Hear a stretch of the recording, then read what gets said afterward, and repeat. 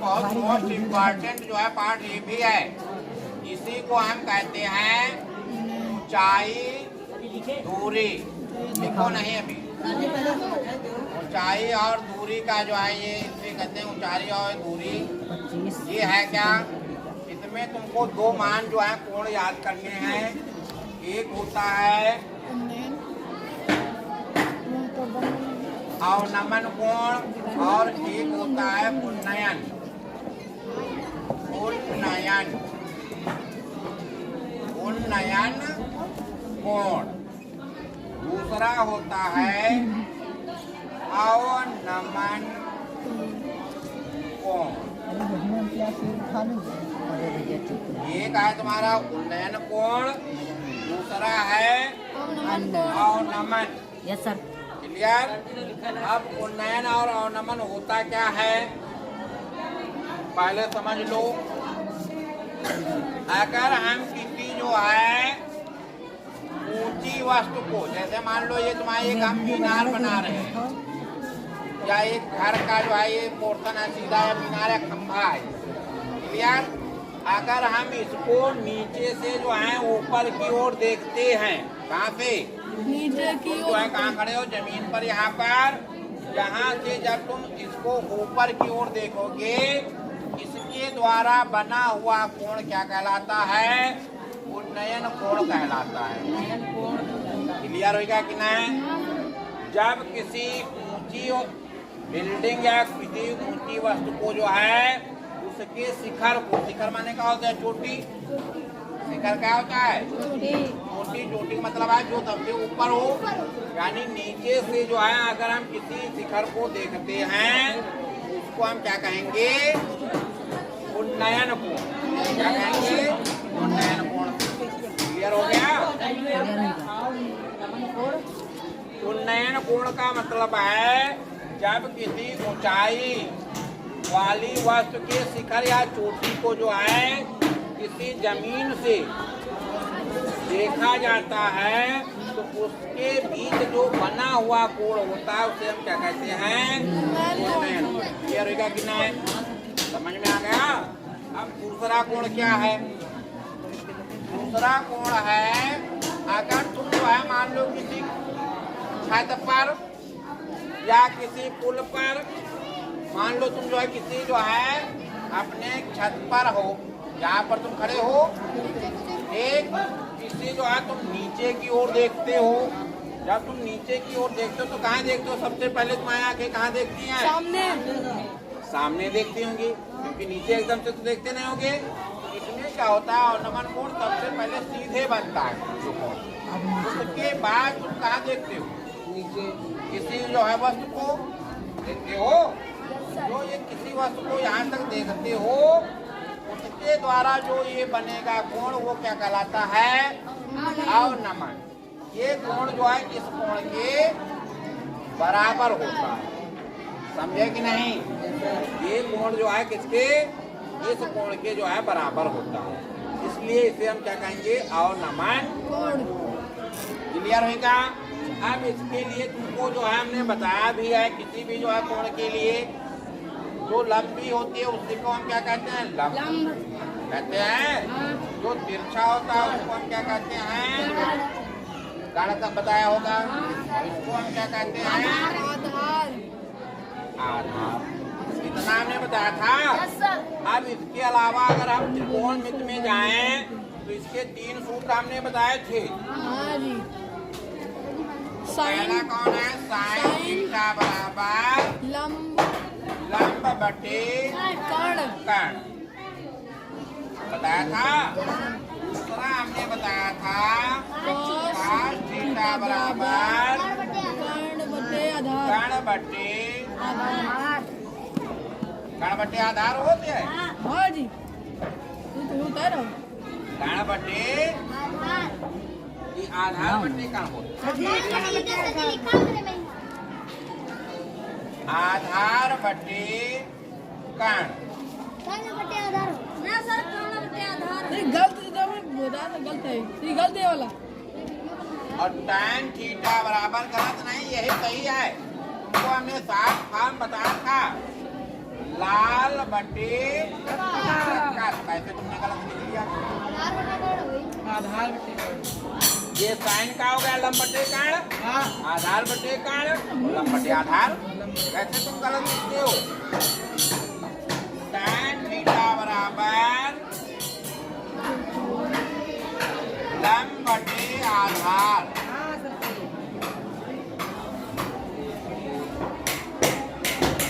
हो गया? ये तीन सूत्र जो हैं, अब तुमको याद करना है। तुमको क्या, तुमको किसी एक जो है भुजा का मान दिया गया होगा और दूसरी भुजा निकालनी होगी। समझे कि नहीं? एक भुजा का मान दिया होगा, दूसरी भुजा क्या होगी? निकालनी होगी और कोण का मान दिया गया होगा। समझे? जैसे तुम्हारा पहला सवाल देखो। बताओ पहला सवाल क्या है तुम्हारे में? सभी आओ बताओ सवाल। बस इतना इसमें है। पहला सवाल होगा तुम्हारा कौन सा? पहला सवाल है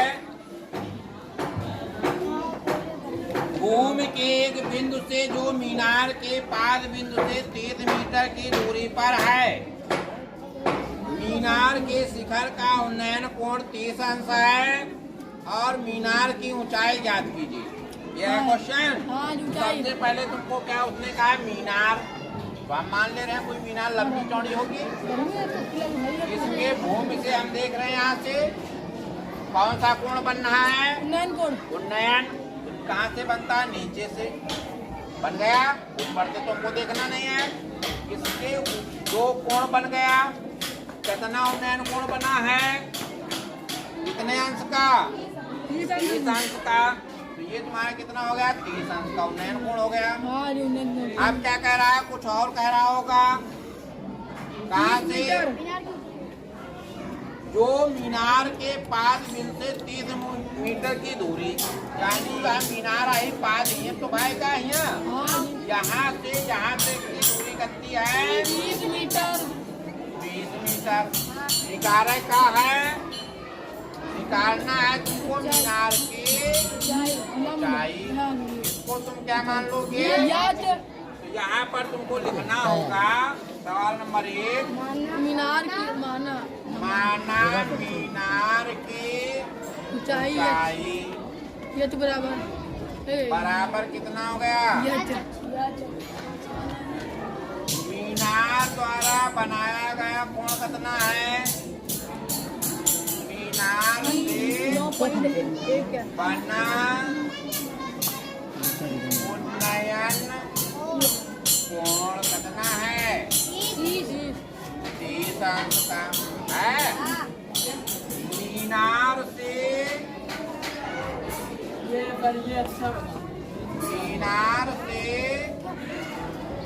मीनार से बिंदु तक की दूरी 30 मीटर। बिंदु तक की दूरी कितनी हो जाए? 30 मीटर। 30 मीटर। इतना तुमको लिखना होगा अपने आप।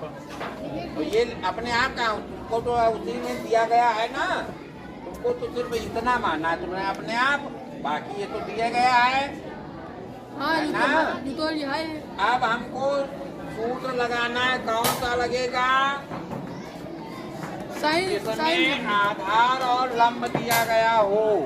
कौन सा सूत्र होगा? जिसमें आधार और लंब दिया दोनों दिए गए हों। आधार और लंब। ये सूत्र में होगा आधार और लंब। ऊपर वाले वाले में तो लंब आधा कण है। सर जी नीचे वाले इसमें आधार कण है। हाँ जी। इसमें क्या है? लंब बटे कण। लंब बटे आधार है। अरे आधार सर समझ में आया कि नहीं? तुमको जो है तुमको इसमें जो है आधार दिया गया, निकालना क्या? ये क्या है? लंब लंब लंब कहते हैं। तो लंब और कण आधार का सूत्र कौन सा है? किसका? लंब बटे आधार किसी का सूत्र है? किसका है? यहाँ पर तुमको कौन सा सूत्र लगाना है? tan थीटा चल tan थीटा है ना। क्या हो जाएगा tan थीटा बराबर लंब बटे आधार। कितना लिख पाओगे कि नहीं? लिख लिया थीटा का कितना मान है? यहाँ पर हम लिख देंगे tan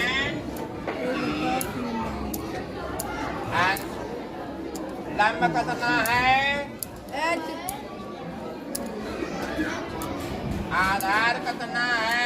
30 इतना समझ में आया इतना कि नहीं? हाँ इतना आया। हाँ अब tan 30 का जो है एक साड़ी तुमको दी गई होगी पिछले। है जी ये दे भाई हाँ tan 30 जो है साड़ी से याद कर सकते हो या इसको साड़ी याद कर लो। tan 30 का मान कितना होता है? 1/√3 होता है। ये साड़ी में होगा मजी भाई h/20। 30 अच्छा समझ में आया कि नहीं? हाँ जी कितना आया? अब तुमको तिरछे गुणा करना है। अब इसमें 100 क्या हो जाएगा तिरछे गुणा? कहाँ दूर नहीं वीडियो 30 पर कम 30 √3 समझ में आया? h बराबर 30/√3 इतना समझे कि नहीं? समझ में आया? √3 से कोई संख्या कटती नहीं है या √3 लिखा भी नहीं जाता है नीचे। इसको लिखने के लिए हम क्या करेंगे? √3 से गुणा कर देंगे। हाँ जो संख्या √ में होगी वही से हम गुणा कर देंगे। क्यों? इसका एक नियम होता है जब तुम्हारे चाहे कोई √ लिखे हुए तो ऐसा मतलब हुई होगा √, चाहे कोई संख्या लिखी हो जैसे √3 भी यहाँ लिख दो √3 गुणे √3 कितना हो जाए? 3 बस वही हो जाएगी। यानी कहने का मतलब है √3 या √ में 2 बार कोई भी संख्या लिखी होगी वो उसी संख्या के बराबर हो जाएगी। समझे? जैसे यहाँ पर 4 हो या 5 हो कितना हो जाए? समझे? तो हम अब है कहा कि √ यहाँ भोगना चाहिए। तो कई बार एक बार तो है या तेरे ऊपर नीचे गुणा के जाओ तो यहाँ हो गई 2 बार कितना हो जाए? h बराबर 30 √3 और नीचे कितना होंगे? 3 हो जाए कि ना? 3 तेरे 30 कट जाए। h का मान कितना आ गया? h बराबर 10 √3 मीटर। बस 10 √3